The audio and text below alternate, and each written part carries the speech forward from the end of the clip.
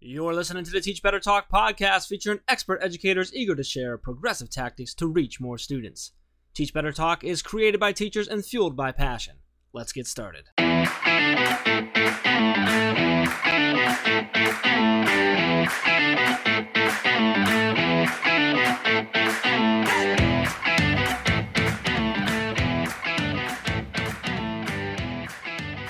Hey everyone, welcome to episode 232 of Teach Better Talk podcast. My name is Ray Hughes, and I am with the most irritating co-host of all time, Mr. Jeffrey Raymond Gargis. How are you, Jeff? Really quick question, then we're going to get right into what we're going to talk about. But what part of that is what worries you that you feel like you have to have the script up? Because, it's your name, a number, the title of the podcast, and then me. Guys, this was the first time ever in the history of Teach Better Talk podcast that I did that intro without reading it off. It's like, can I just do it without it? I'm like, you've done 231. I think you can handle it. You know what? We're being a little too authentic right now. If you're on YouTube watching, you can see she went, I am, and she did this because she was like, I think it's Ray Hughes. I'm not 100% sure, but I think that's who I am. Guys, it's I'm telling you, Jeff, we're being so real right now. People are in their cars shaking their head like, oh no, they've lost their minds. Yeah, this is true. Whatever, but I just want to, on the record, I did the intro and it didn't sound any different until I added myself, right? It sounded just as bad as it always is. Whoa. Anyway, all right, so let's talk really quick. We got something cool going on right now. I want you to just kind of give us the rundown. So we just started pushing it out and talking about it today, and it's our gift to grid. That's not what we were talking about, is it? We talking about that? We talking about two different things. Well, let's just we talk said about gift to grid, then we flipped it to daily drop. There's so much going on, Ray. What are we supposed to talk about? Whoa, let's do gift to grid. Do it. Let's do gift to grid because that's super cool. Okay, it's super cool. We can also talk about both. It's not the end of the world, but our listeners know. Our listeners know Daily Drop-In is going on because they get notifications every day that there's a new episode.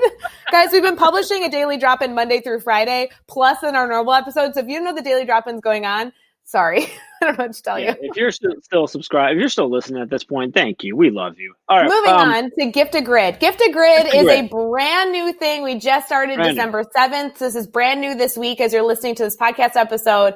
Here's what actually went down. We connected to these all-star educators that created on their own a beautiful nonprofit. And when we connected, we were like, nonprofits are cool. Let's learn what their mission is, what's their goal. And truly, it was like the most simple and fabulous mission ever. Their mission is to just create a safe space for all educators to have access to strong content to share with their students. I mean, I like to joke that it's like a teachers pay teachers equivalent, but it's free. It's a nonprofit. It's created and managed by educators, and everyone I know, all of my friends, all of my colleagues, and the entire Teach Better family shares on it. So in my mind, it's like better than ever. I love that this is a nonprofit that's really driven by this mission, this why of wanting to make sure that all students have access to incredible resources and giving teachers a space to collaborate and share their tips and tricks. So we decided as a Teach Better team, because we love this concept of, safe spaces for educators to get cool resources and tools, to partner with this nonprofit and host a Gift to Grid campaign for the month of December, encouraging each and every person in our network, whether you are a classroom teacher, an administrator, whether you're in the US, in Canada, in Australia, Germany, we don't mind where you live. Every educator share one resource on this platform, educationblueprint.org. It is so simple. You log in, it's like 3 clicks, educationblueprint.org. Just log in super fast. Uploading a resource takes about 46 seconds. I did it earlier today to test it out. And honestly, it can be anything. It could be an entire unit, like a grid if you're using that mastery framework we talk about, the grid method. It can be something super small. I'm planning on uploading the mini lesson I did this morning with my 6th graders. It can be an idea. It can be a website you think is really useful. It can be a book you read that you loved. Find one resource. Be a part of our Gift to Grid movement. It's going to be so fabulous, Jeff. I'm so excited we did this.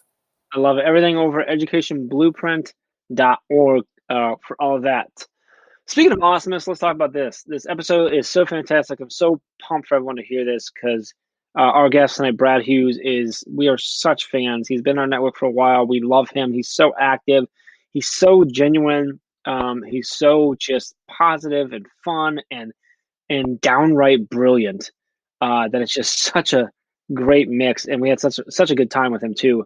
So Brad is a elementary principal up in Ontario, Canada. I forget what he said. It was 25 years of experience in education. So much to offer. A few different positions underneath his belt. Just truly loves what he does and the reason he does it. And this episode, I'm telling you, will not disappoint. Ray, I know you're a fan, so you can just shake your head and say, yes, I'm a fan, and we'll consider that your contribution to this. And let's get right into it. Episode 232 with Brad Hughes. Hey, what's up, podcast? It's Jeff. Don't worry. We're going to get right back into the episode, but I want to make sure you were aware of a brand new course that we have out in the Teach Better Academy right now, Leading by Empowering. This is the first course by our good friend and our Director of Leadership and Development, Dave Schmittou. Within this course, he covers a lot of stuff. It really goes through a self-reflective journey of figuring out who you are as a leader. He talks about opening the door for difficult conversations with your staff. He talks about becoming more knowable than knowledgeable, and continues on about relationships, risk-taking, celebrations, leadership, and growth. It is over at teachbetteracademy.com. If you already have the $9 a month membership, it'll be in your My Courses dashboard now. Otherwise, head over to teachbetteracademy.com. Use the code PODCASTTALK to save 25% right now on Leading by Empowering. All right, let's get back to the episode. All right, we are here. We are chatting with Brad Hughes. And Brad, oh man, we were just talking about how excited we are to have you on. And Ray was, again, just trying to figure out how you weren't on the podcast yet. You are so active in our community. You're so involved in our community. We love you, and like you touch so many people. And I always laugh because I feel like every time you go live with us and stuff, there's like 6 to 50 Brad Hughes mic drop moments, and so I'm really excited for a few of those to come here in the podcast. Not to put any pressure on you, but did you anyway, 6 to 50 is that range appropriate, listeners? I don't know that works. If you're looking at the appropriate ranges to use when calculating the number or potential number of Brad Hughes mic drop moments, 6 to 50 is completely accurate. Trust me. Brad, I would have gone 6 to 55, just so you know. Oh, jeez. Here we go. Anyway, I had trouble making my way to the microphone with all of these dropped mics around here on the floor. So I'm really grateful and excited to be here to begin with, but just making my way to the mic with all these mics around here, it's just crazy. Well, Brad, before we get too far in, because we want to dive into your story and just learn more about you and chat with you and stuff. Man, how are you feeling right now? Other than crowded by all the mics. I'm feeling really good. I mean, I'm so excited to connect with two people that I just love and admire so much. And the Teach Better team for me has always been about authenticity plus energy, and you guys exemplify that. So to have an opportunity to really reflect back what I do and why I do it to people I admire so much, and by extension to a network of people that energize me, that just fill my bucket daily. This is just a tremendous opportunity. And this is what you guys are all about, is opening opportunities up for people. So thanks for me, and thanks on behalf of everybody that the Teach Better team supports. All right, we need to set the tone, listeners. You're about to hear an interview from Brad, who I truly believe is actually one of the funniest, personable, and smartest educators out there. Every time I hear him talk, I am laughing. I'm like, my mind is blown. I just want to give you a fair warning. You might want to listen to this podcast sitting down for this episode. I'm just letting you know, his example of being surrounded by microphones is exactly how funny he is. He is so awesome. But Brad, outside of the humor, outside of the love and appreciation you constantly share for people, I do want our first question to have our listeners get to know you even on a deeper level. What do you do for education? If somebody asked you to describe yourself and all that you do, what would you typically say? Ray, my day job is elementary school principal. I'm principal at Forest Hill Public School in Kitchener, Ontario, Canada. It's part of the Waterloo Region District School Board, and I've been in education for 25 years. So I was a classroom teacher for 16 years before I shifted over to school leadership. I made my way up as a French teacher, beginning in the primary grades and then junior and then into intermediate or middle school. And so I grew and graduated along with my French students. And along the way, I had the opportunity to teach middle school visual arts, as well as music, French, and special education. So those were my most recent teaching positions. This is my beginning my fourth year as building principal. I had 5.5 years as a vice principal before that. So education has been my passion. So first of all, I would say I'm an educator. I'm also a husband and a dad to two fantastic kids. I'm a devoted friend. I'm a cheerleader. I try to provide some comic relief. I'm an aspiring content creator. I'm a mentor. I'm a confidant. I'm an avid bowler. I love Disney, so I'm a Disney devotee. I fancy myself a bit of a handyman and a tinkerer. But above all, I'm an encourager, and I'm a champion of making things easier and better for other people. Question, Brad. So do you speak fluent French then? I do. My French is, I'd say, conversational to fluent. If we were to have a conversation in French, Jeff, you wouldn't mistake me for a native francophone. But I do speak and have taught French for a long time. I speak a little bit of German, and my Pig Latin is also spot on. Well, if you and I had a conversation in French, actually, I would just assume you were saying everything properly, because I'm basically like Joey Tribbiani when it comes to French. So, yeah. I'm trying to think of how he says that. I don't even want to go there. Anyway. Flippity, flippity, flippity, flip, flip, flippity, yes, exactly. Right, I think it's the exact word. Yeah. So there's a good chance at the end of this episode, I'm going to have you take us out, but do it in French, because I that would just be fun. I want to get into, and this is, you know this, you listen, you're connected with us, you know that I love talking about failure and how it's taught me so much, and hearing these stories, because I think these stories allow people to know that they're not alone when they struggle, but also to hear the different ways that people have not only come through failures and challenges, but also what they've taken away. I think is just really, really powerful. So can you share a story with us about a time that you've had a failure in your life? How did you get through that? And then what did you take away from that experience? Jeff, it was actually fear of failure that's been the biggest challenge for me over the years. So as you said, everyone fails, everyone experiences setbacks, and everyone has times when you wish you could sort of wind back the clock and do a do-over. But for me, there was added anxiety over fear of failure. And so, not only owning my own responsibilities, within my work and my family life, within the weight of some pretty challenging circumstances, some things that, would probably cause anybody to feel stressed. But for me, it also meant carrying the emotional weight of people's responses, to who I was and the work I was doing. Perfectionism meant, for me, I was constantly trying to work to outwit all the possible ways something could go wrong. And I gave myself sort of the illusion of control. I tried to ensure that, no one was inconvenienced, no one was disappointed, no one was upset. So it's been overcoming the fear of failure, of letting other people down, of not knowing what to do or what decisions to make. That's been my journey. And I'd say we're all on this road at one time or another, especially as educators, because I'd say being an educator is among the most personal of professions. In so many ways, we are what we do. And when we do not do well as educators, we are not well. And so I'd say at least a couple of times I did become unwell. There were times when I became immobilized by worry. There were times when I experienced anxiety attacks. And there were times when I withdrew into my own head, into my own thoughts, into my own worries. May not have been evident to my colleagues or my kids at school, but it was certainly evident to my family.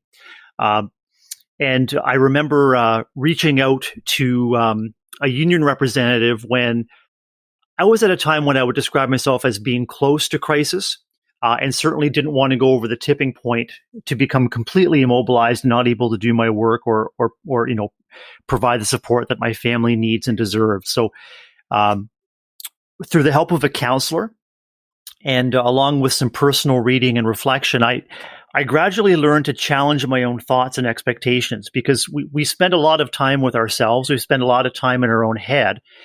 What many of us don't have a lot of practices, and it's actually okay to ignore a lot of the thoughts that come into your head, especially the thoughts that are damaging to yourself, that are self-limiting, that are just bottom line unkind. And for me, it was a matter of unlearning patterns of thinking that made me stuck and kept me stuck, and learning new patterns of thinking, learning to challenge my own thoughts, and so I now call myself a recovering perfectionist because I continue to practice these approaches, especially during very stressful or uncertain times. But, the learning that's come out of that, for me, it's with great humility and great humanity that I recognize that struggling through setbacks and working our way through failures, that is one thing that makes us all human. All humans experience those things. And so I guess in the midst of uncertainty, in the midst of failures,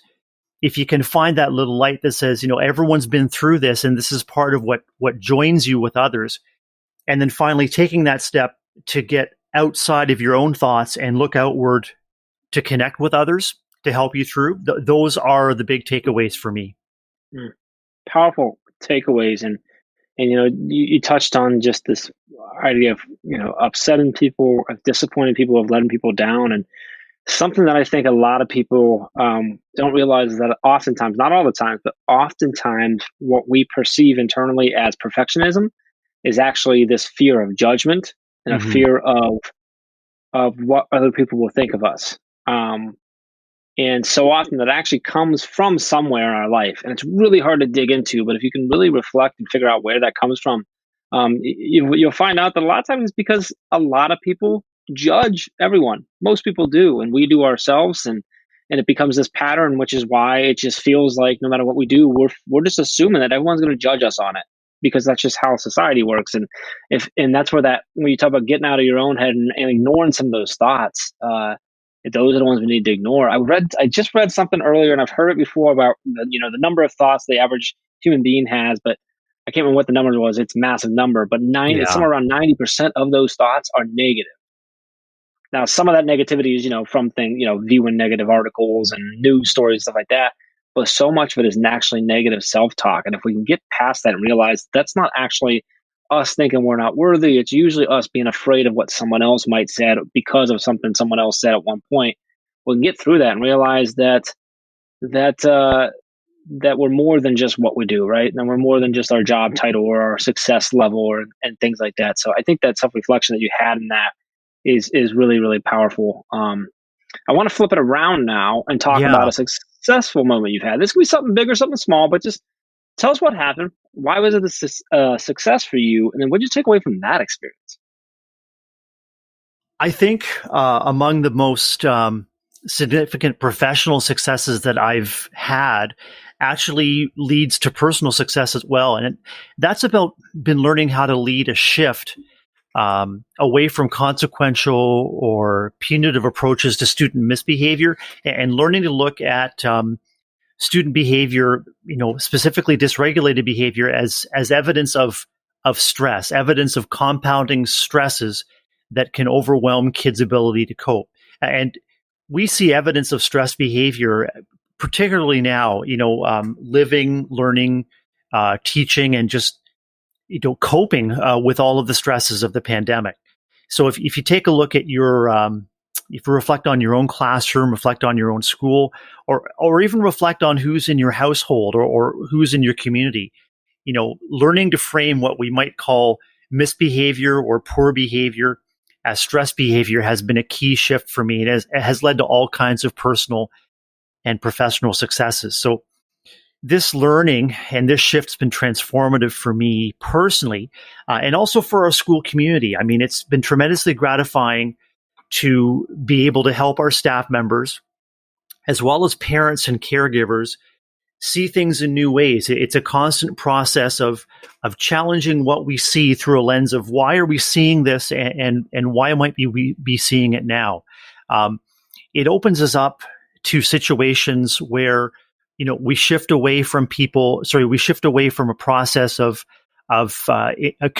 ensuring compliance or making sure students are doing X, Y, or Z, or the flip is if they're not doing it, then they're going to they're going to receive X, Y, or Z consequence, to really personalizing our responses to everybody around us, and to really reaching out to others with empathy, and just with common humanity to understand, what might this behavior, what might what I'm hearing and seeing, experiencing be telling me about a student's needs, a student's challenges, a student's stress.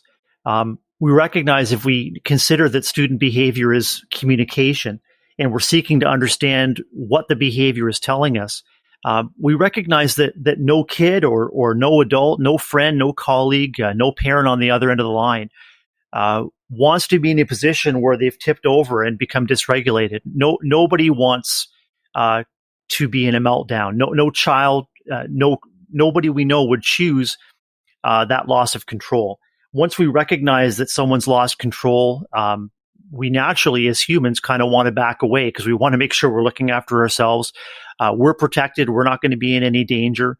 And we also want to protect ourselves from additional stress too, because if we are, companioning someone who is in a high level of stress, it's natural for our own stresses to be raised as well. But recognizing that no one wants to be in a state of meltdown allows us to kind of become stress detectives, trying to figure out, what can I do now, or what might I be able to do in the environment to reduce stress for this kid, for this friend, for this colleague that I'm caring about, and what can I do to make it possible for them to regain control, and also to minimize the stresses that might be leading to behavior that we might have called misbehavior. So for our school journey, it's been away from behaviorist approaches of punishment and consequences to really personalizing responses to student behavior, and really maximizing all of the things that we do so well in the school community or the school classroom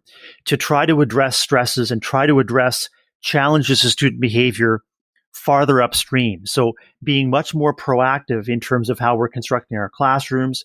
And I guess the bottom line is how we're prioritizing loving relationships with the people around us. If we lead with love first, and we put love out there first as our go-to, all good things will happen. And I talked earlier about becoming a recovering perfectionist, and wanting to make sure that I was avoiding situations where I wouldn't know what to do or how to respond. But honestly, the big learning for me is if you name and live your intention of putting love out there first, that's the best place to start, and that developing relationships and investing in the relationships are going to make it possible for you to help others through just about any difficulty.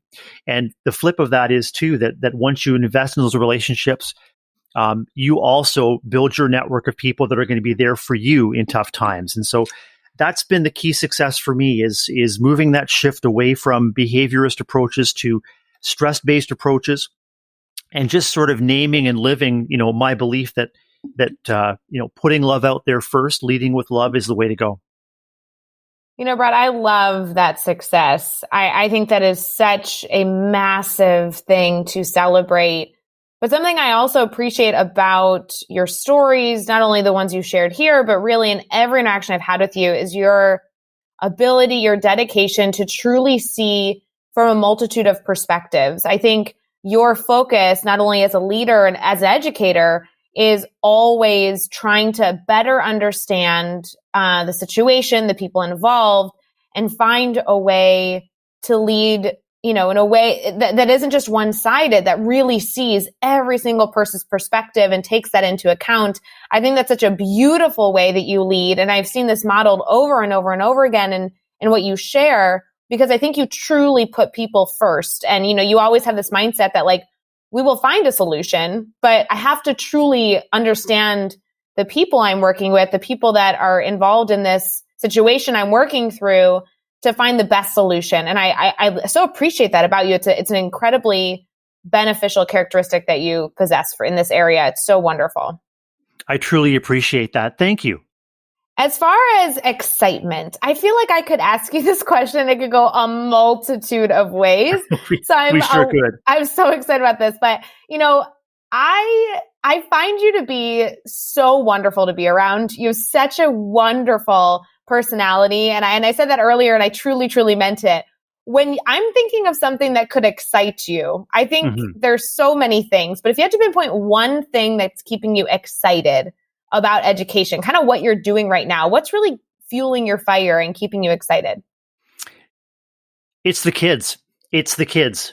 It's always the kids. That the kids and my interactions with them and seeing them interact with their peers and with their teachers, that continues to be tremendously exciting. And recognize that a matter of months ago we weren't sure that we would be able to safely welcome kids back into our school buildings, and it's kids that have, I'm very grateful to say that have brought the joy back into our school buildings, and that also makes you recognize that the joy was always there. The kids are the reason for our joy as educators. And so, when we think about reopening or maintaining schools, whether in person or in distance learning environments or in hybrid, it continues to be the excitement of connecting with kids. That's what it's all about for me, and modeling that excitement for others makes it contagious. I mean, as school leaders, whether you're a building principal or whether you're a consultant or whether you're a classroom teacher, or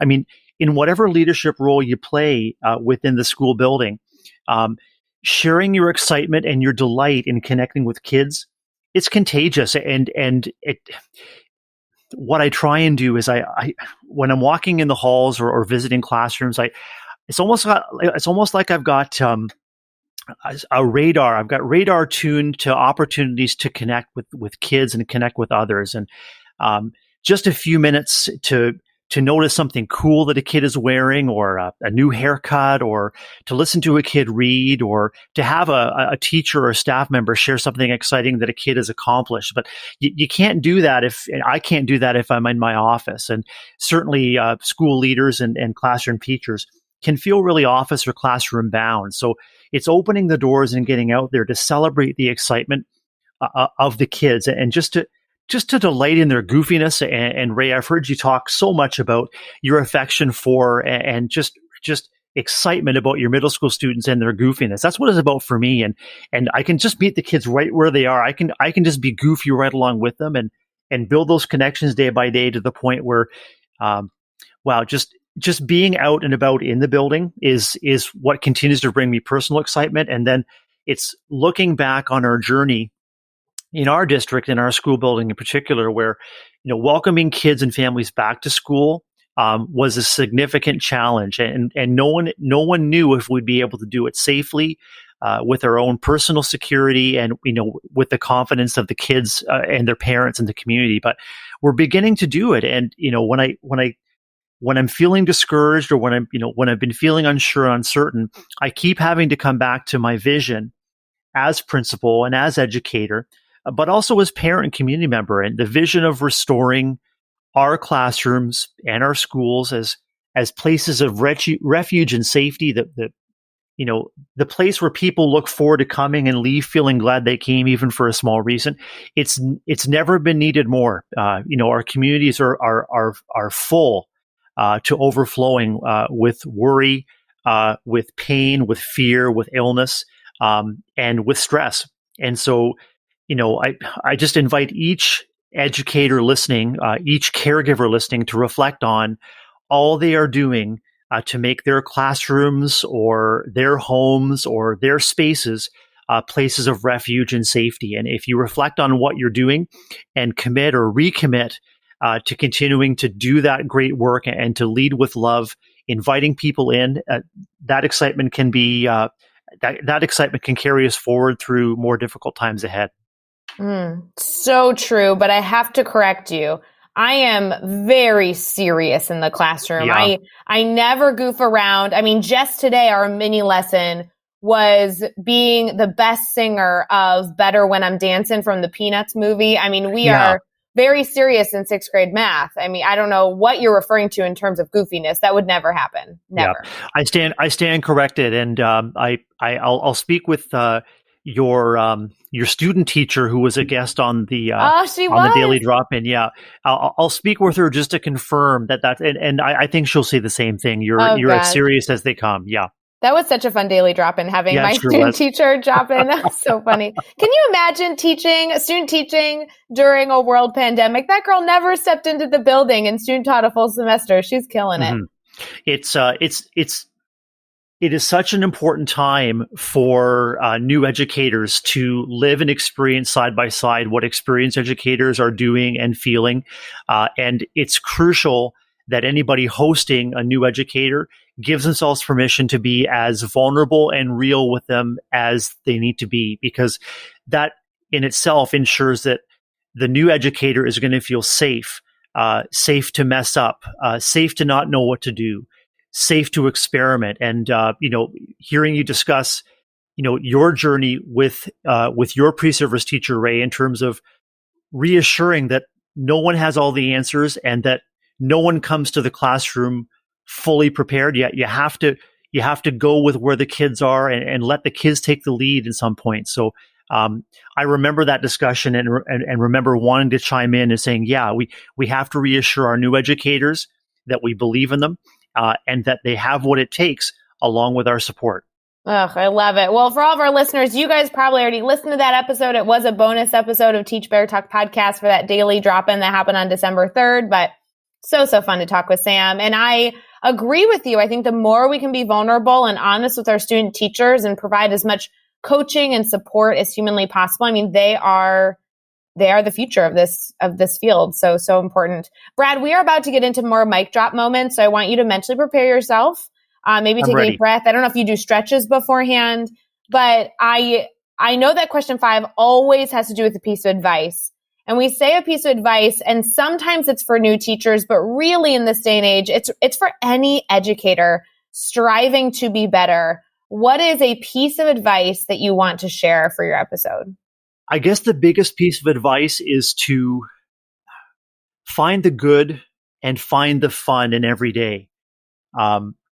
Finding the good means practicing self-care, ensuring that you're demonstrating loving kindness for yourself. It's easy to get down and overwhelmed. So, talk to yourself like you would your best friend. Remember, we're all in a process of learning and becoming.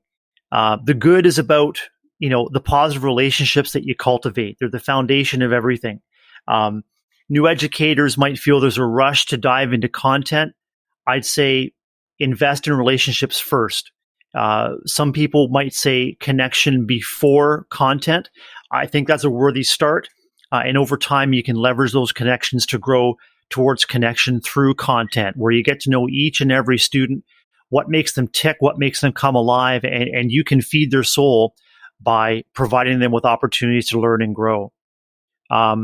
Finding the fun means that you are willing to let yourself go, let your guard down, and just be real. Just be real with the people around you, and just find the laughter. Find the laughter in setbacks. Find the laughter in the odd moments, the funny moments, and laughter is so restorative during stressful times. I mean, laughter provides, the protection from stress. It provides the restoration from stress and worry. So find the good, find the fun in every day, and remember that new educators have much to learn, but also so much to offer. Great advice. You do. You have much to learn, but so much to offer. So super important right there. Brad, before we jump into our 6 questions, 15 seconds or less to answer each one, I want to see, and I hope it's okay if I'm asking you this, but I know you're working on a podcast that's coming soon. Can you give us some details on that? What's it called? What's it about? When's it coming out? Jeff, thanks. I'd love to. Yeah, it's the Good News, Brad News podcast. And I have been so fortunate to connect with incredible educators as I've begun to grow my PLN since school closure and since the pandemic. And I really want to take some time to amplify the great work that educators are doing, and particularly educators that are putting love out there first, leading with love and moving from positive intention to action. I want to talk with educators that have stories to tell about how they're seeing their intention make an impact for kids. So I'm beginning to gather some interviews in the next few weeks.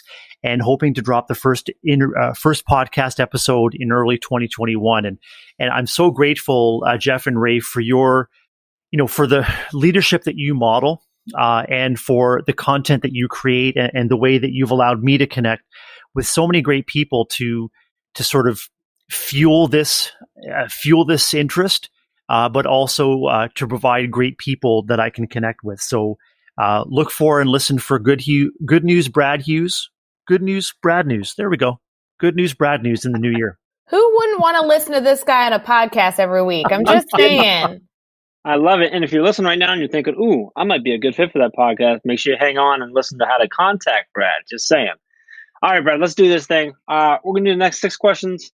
Your goal is to answer each one in 15 seconds or less. You ready to go? Ready to go. All right. What is one EdTech tool you cannot live without? Google everything. My favorite tool is Google Forms. Give us a book you're reading right now. I'm reading Thrive Through the 5 by Dr. Jill Seiler.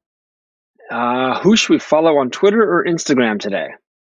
I've got my all-star, my all-Canadian 3-star selections here, Jeff. I've got Shay Cheney and Pav Wander at Staff Podcast, Livia Chan, and of course the Merit Center, the home of Self-Reg, at self_reg. What's a good YouTube channel, website, or podcast for educators to check out? There's huge value in the award-winning Culture podcast. That's Hans and Jennifer Apple. Define University podcast with Lindsay Titus. I love Expedition Schnexer. Becky Schnexer's narration is just so engaging, and it's just like, oh, I just love it. And of course, everybody should be checking out the Teach Better Team's daily drop-ins. Those are happening now through next Friday. I think it's December the 18th. And give us a daily, weekly, or monthly routine every teacher should get into. Kindness, share it. Gratitude, when you see it and feel it, just name it. And make it your daily practice to lighten the load or brighten the mood. Make that your moment-to-moment routine. And the best piece of advice you've ever received. You got to match your energy. And so if you're a high-energy individual like me, you've got to make sure that you're aware of your own energy and you're trying to match it to those you serve. Wow. Did you hear all those mics hit the ground, Ray? Yeah, so many mic drops. That's the best part of hanging out with Brad, is that you're taking notes and you're like, can you say that again? And Brad, I just tell you, your accent doesn't hurt. Let me tell you, because every time you speak, I'm like sucked in. And I'm like, and he's got a cool accent as he's sharing the information. It's true. So I'm thinking that we're going to have to share the Teach Better trophy with you. I know, Jeff, I need you to make sure you ship that over. I feel like you've been forgetting. Some people have been complaining. Unfortunately, I can't right now. Canada's not going to let that come into the country right now. There's just a lot of stuff at the border. So Brad, you're going to have to wait until I come up personally and deliver that. And Jeff, it would be an honor to receive that personally. To connect with you guys in person would just be mind-blowing. Oh, we're going to make that happen. We're going to make it happen. Yeah. Yeah. And Jeff, I'm pretty sure the mail still works, so no excuses. Brad, I want to make sure that our listeners can connect with you, because you're even doing more than you shared in this podcast. You are constantly connecting with educators, whether it be through guest blogging or popping into the mastermind or connecting on Twitter or communicating over Voxer.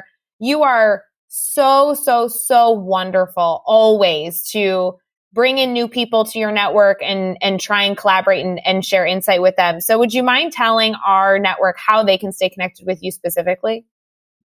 I'd love to. It's easiest to connect with me on Twitter, Ray.